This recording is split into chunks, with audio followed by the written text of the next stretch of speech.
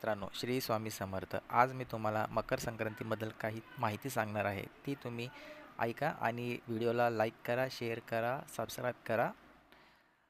पौष महिन्यातील महत्त्वाचा सण म्हणजे मकर संक्रांत. दरवर्षी 14 जानेवारीला आपण मकर संक्रांत साजरी करतो.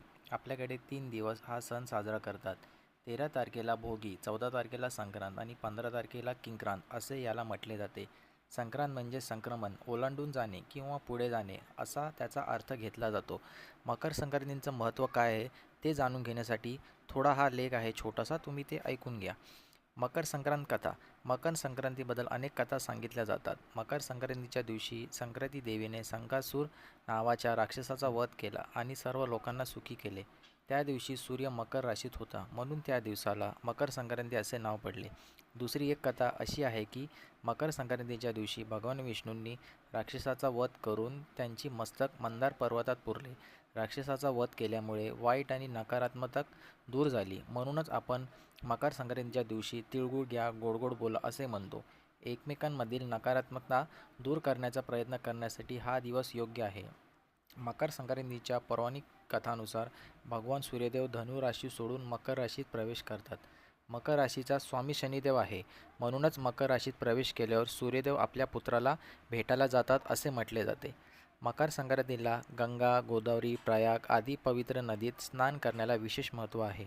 सर्व तीर्थांमध्ये वारंवार स्नान केल्याने जे पुण्य प्राप्त होते तेच पुण्य मकर संक्रांतीच्या दिवशी एकदा गंगासागरात स्नान केल्याने प्राप्त होते. अश्वमेध आणि वाजपेय यज्ञ करण्यासारखे पुण्य प्राप्त होते असे मानले जाते. कारण मकर संक्रांतीच्या दिवशी सगर पुत्रांना वाचवताना गंगासागराला जाऊन मिळाली होती, याची एक कथा सांगितली जाते. सगर राजाने अश्वमेध यज्ञ केला आणि विश्वविजयासाठी आपला घोडा सोडला. इंद्रदेवांनी त्या घोड्याला कपिल मुनींच्या आश्रमात बांधून ठेवले. सगर राजाचे 60,000 पुत्र युद्धासाठी कपिल मुनींच्या आश्रमात गेले आणि त्यांना अपशब्द बोलले. कपिल मुनींनी क्रोधित होऊन त्यांना भस्म केले. तेव्हा राजा सगराचा नातू राजकुमार अंशुमन हा कपिल मुनींच्या आश्रमात गेला आणि त्यांनी मुनींची माफी मागून आपल्या काकांचा उद्धाराचा मार्ग विचारला. तेव्हा कपिल मुनींनी सांगितले, गंगेला पृथ्वीवर आणावे लागेल. अंशुमनने कठोर तपश्चर्या केली आणि त्यातच आपले प्राण दिले.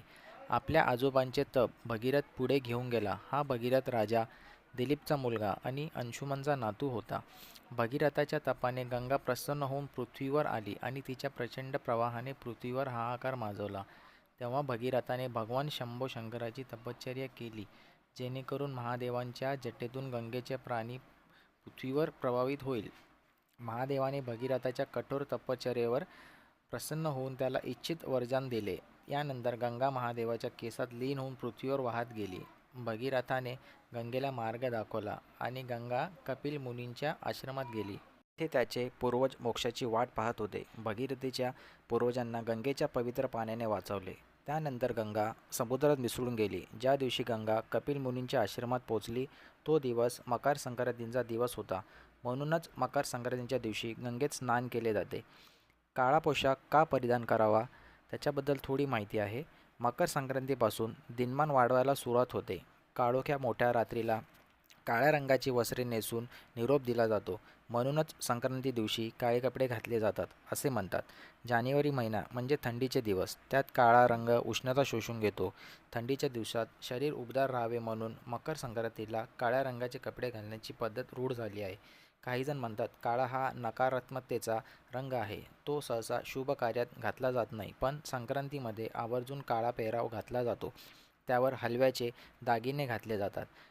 म्हणजे फक्त काळा असे होत नाही, तर त्यात दागिन्याच्या रूपात पांढरा रंग एकरूप होतो. शरीराला उष्ण ठेवणाऱ्या तिळाचे सेवन व्हावे म्हणून तिळगुळ खाल्ला जातो. सूर्याचे उत्तरायण सुरू. प्रत्येक महिन्यातच संक्रांती येत असते, म्हणजेच सूर्याचे एका राशीतून दुसऱ्या राशीत संक्रमण अर्थात मार्गक्रमण होत असते. सूर्य जेव्हा मकर राशीत प्रवेश करतो तेव्हा जी संक्रांत येते ती मकर संक्रांत. यावेळी सूर्याचे दक्षिणायन संपून उत्तरायण सुरू होते. दिवस हळूहळू मोठा होऊ लागतो. हा एकमेव असा हिंदू सण आहे जो कॅलेंडरवर एकाच दिवशी येतो. याचं कारण म्हणजे सूर्याच्या स्थानानुसार हा सण येतो आणि बाकीचे सण हे चंद्राच्या स्थानानुसार येत असल्यामुळे त्याची तारीख बदललेली दिसते. तर अशी ही मकर संक्रांत नात्यामध्ये गोडवा वाढवणारी. ज्याप्रमाणे मकर राशीत प्रवेश केल्यानंतर सूर्य देवाचे तेज वाढते, त्याप्रमाणे ही मकर संक्रांत तुमचे यश, संपत्ती, आरोग्यरूपी तेज वाढवणारी ठरो, असा या श्लोकाचा अर्थ आहे. तुम्हाला हा व्हिडिओ मित्रांनो आवडला असेल तर लाईक करा, शेअर करा आणि सबस्क्राईब नक्की करा आणि कमेंट करायला विसरू नका. श्री स्वामी समर्थ.